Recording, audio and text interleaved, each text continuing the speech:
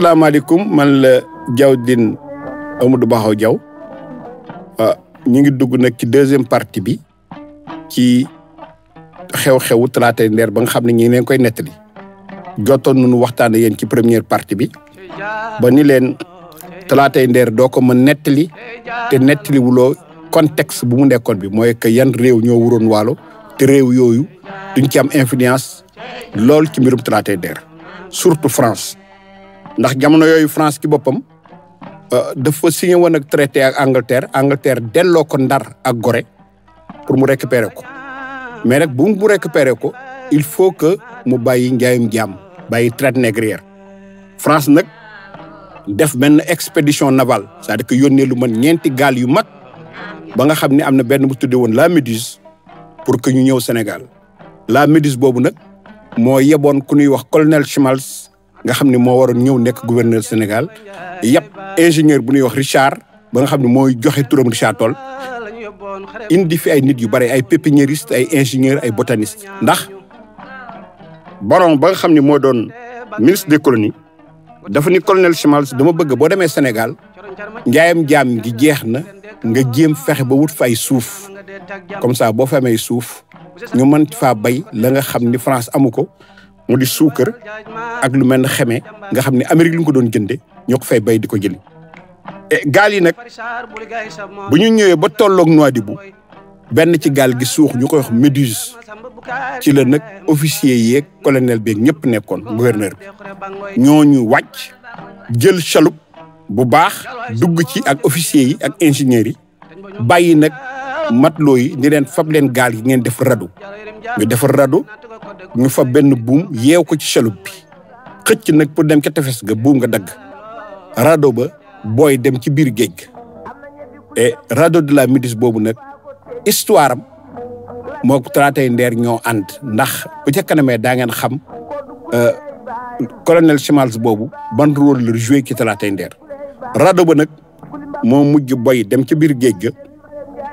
ñu ca nekkoon ñi amuñu lu ñu lekk ñuy lekkante seen biir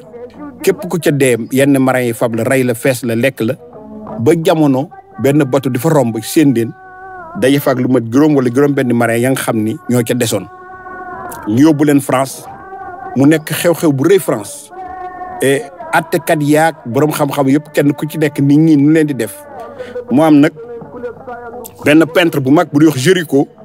Géricault def ci peinture bu rëy ba nga xam ne moo gën siiw ci musée France bu ñuy wax Louvre donc tableau boobu ñuy wax radeau de la Méduse dafa lëkkaloog Talaatay Nder ndax ñu doon ñëw ci waalo pour wut fi tool ñoom ñoo suux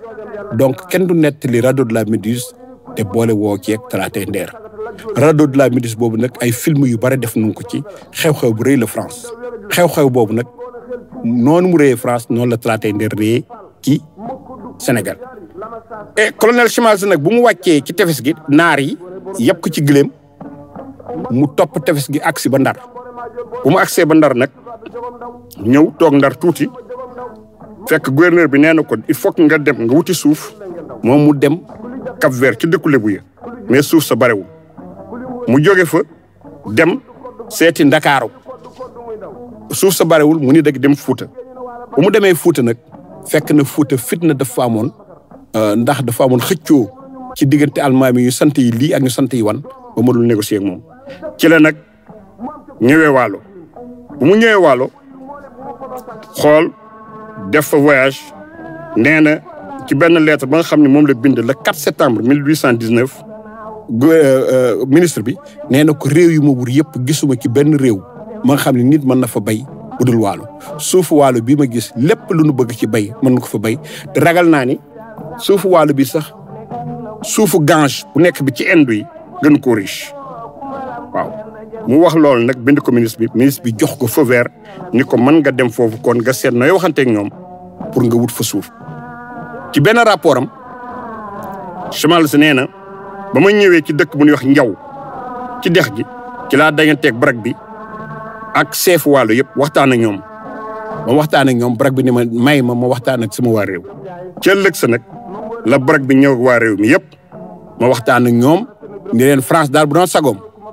yéen Waalo da nga koy jox suuf sa nga xam ne da ciy bay France nag dana wut ay tata tabax ko Dagana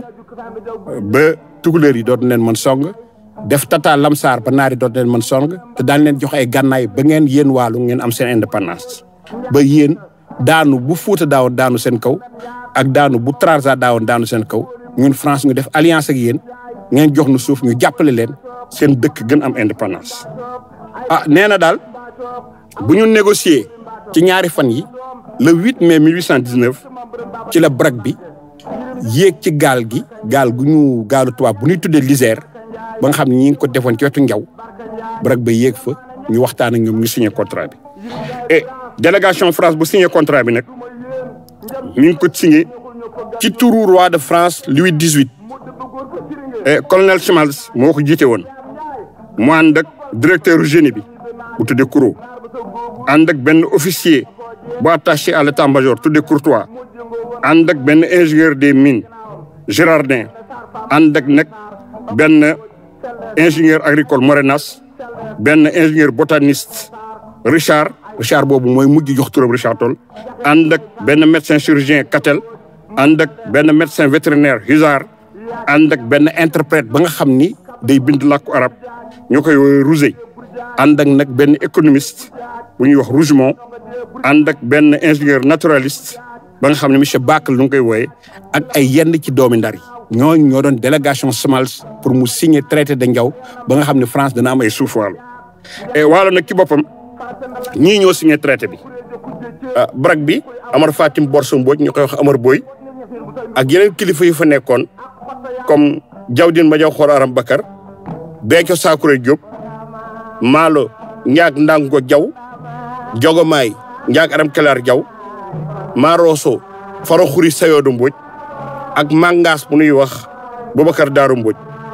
am naa tam kilifa gu ñuy wax Berti Yirim Salm Mbodj mu nga fa woon ak Jomba Nax Mëngooni Booli Mbodj ak Bëkk Néeg Njurbel Biram Kouré Diagne ñii ñoo signal Waalo ci turu Waalo traité de Ndiaw lii moo doon deuxième partie bi nga xam ne jot nañ ci waxtaan ak yéen et daañu nag ci troisième partie bi